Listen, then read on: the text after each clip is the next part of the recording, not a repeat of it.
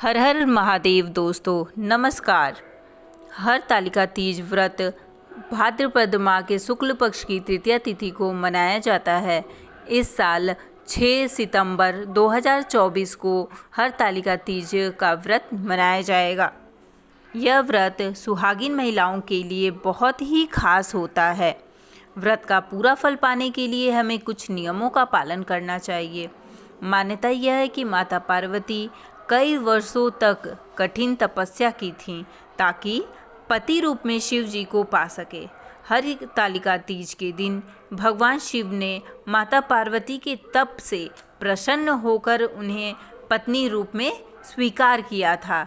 इसलिए महिलाएं अपने पति के लंबी आयु के लिए और अच्छे स्वास्थ्य के लिए व्रत करने लगीं और कुंवारी कन्याएं अच्छा वर पाने के लिए हरतालिका तीज का व्रत रखती हैं। इस व्रत का पूरा फल पाने के लिए हमें कुछ नियमों का पालन करना चाहिए। तो आइए जानते हैं कि वो कौन कौन से नियम हैं जिसे हमें हरतालिका तीज व्रत में मानना चाहिए। पहला, नहाए खाए का नियम। यह नियम व्रत के एक दिन पहले किया जाता है। इस दिन अपने बालों को धो लेना चाहिए और सात्विक भोजन करना चाहिए। भोजन में लहसुन और प्याज का उपयोग नहीं करना चाहिए और ब्रह्मचर्य का भी पालन करना चाहिए। दूसरा, सरगी लेने का समय और सरगी में क्या खाएं।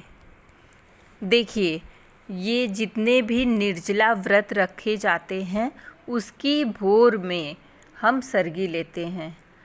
आमतौर पर सरगी लेने का समय 2:30 बजे से 4 बजे के बीच में होता है। मतलब हमें कौवे की आवाज़ हमारे कान में ना सुनाई दे, तभी हमें सरगी ले लेनी चाहिए।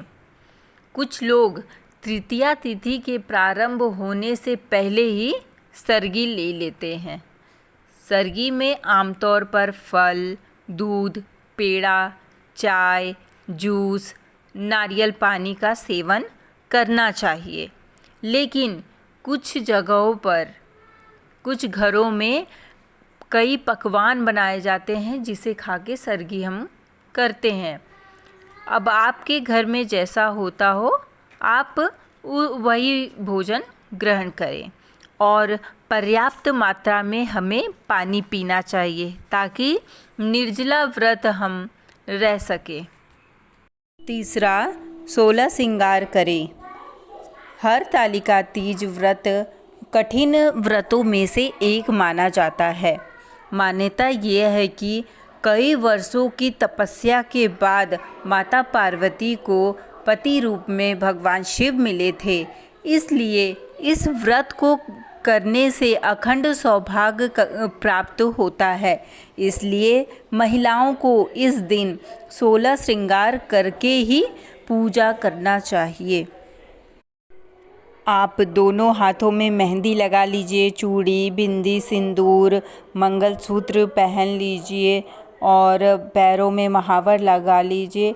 आप जितना श्रृंगार करके आप माता गौरी और शिव भगवान की पूजा करेंगे, माता उतनी ही प्रसन्न होती हैं और अखंड सौभाग्य का वरदान देती हैं।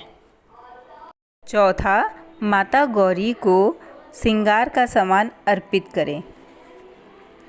हरतालिका तीज व्रत, जैसा कि पहले ही बता चुकी हूँ कि कठिन व्रतों में से एक व्रत है।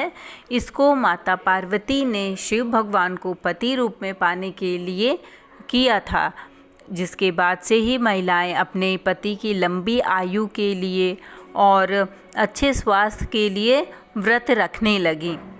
इसलिए इस दिन माता पार्वती को श्रृंगार का सामान जरूर अर्पित करना चाहिए। श्रृंगार के सामान में आप चूड़ी, बिंदी, नेल पेंट, महावर, सिंदूर, चूड़ी, मेहंदी, ये सब रखकर आप अर्पित कर सकती हैं।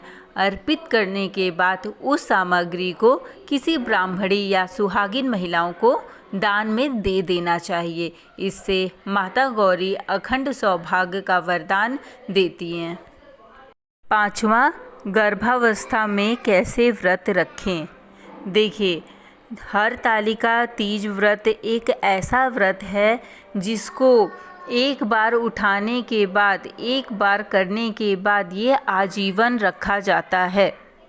इसका उद्यापन अगर आप करना भी चाहें तो 13 सालों बाद इसका उद्यापन होता है। इसलिए इस व्रत को हमें छोड़ना नहीं चाहिए। ऐसा नहीं करना चाहिए कि एक साल हम थे या फिर अगले साल नहीं रख पाए। इस व्रत को छोड़ा नहीं जाता है। लेकिन अगर कोई महिला गर्भावस्था में है या फिर किसी कारणवश इस व्रत को रखने में सक्षम नहीं है तो वो सबसे पहले अपने पति को व्रत करने के लिए कहे। अगर उनका पति व्रत रखता है तो बहुत उत्तम है, लेकिन अगर वह भी सक्षम नहीं है तो फिर महिला को फल फूल या फिर एक बार प्रदोष काल में पूजा करने के बाद फलाहार ग्रहण कर सकती हैं। छठवां, मासिक धर्म में क्या करें। देखिए, अगर कोई महिला पूजा करने के लिए सक्षम नहीं है, वो शुद्ध नहीं है, तब भी महिला को हरतालिका तीज का व्रत अवश्य रखना चाहिए। भले वो पूजा पाठ ना कर सके, लेकिन दूर से बैठकर पूजा कथा सुन सकती है, इसलिए व्रत अवश्य ही रखना चाहिए। सातवां, शिव भगवान और माता पार्वती के लिए भोग थाली कैसे लगाएं। देखिए, प्रदोष काल में माता पार्वती और शिव भगवान की पूजा करने के बाद हम रात में किचन साफ करके थाली में पूड़ी, सब्जी और गुजिया, खीर, फल, मिठाई और एक गिलास पानी ढककर रखते हैं। माना जाता है कि इस दिन रात में माता पार्वती और शिव भगवान सभी के घरों में विचरण करने आते हैं, इसलिए उनके लिए एक भोग की थाली रखी जाती है। आठवां, पारण कब और कैसे करें। हरतालिका तीज व्रत निर्जला रखा जाता है।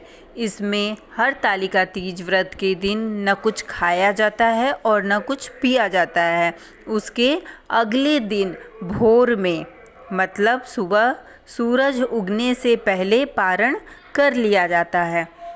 वो शाम में जो माता पार्वती और शिव भगवान को भोग की थाली हम किचन में रखते हैं, उसी से हम व्रत का पारण करते हैं।